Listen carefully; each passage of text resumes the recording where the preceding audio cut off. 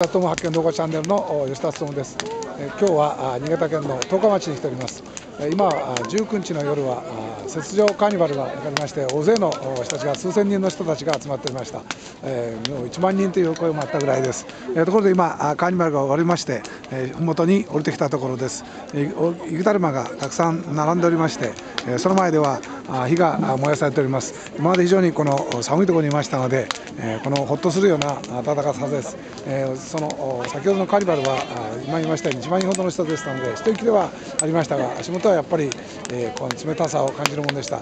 有名人もたくさん来ておりました。大きなこの賑わいの中でこのコンサートがライブが行われましたが、楽しんで皆さん方今麓まで降りてきたところです。こうした麓の火を見ながら終わりたいと思います。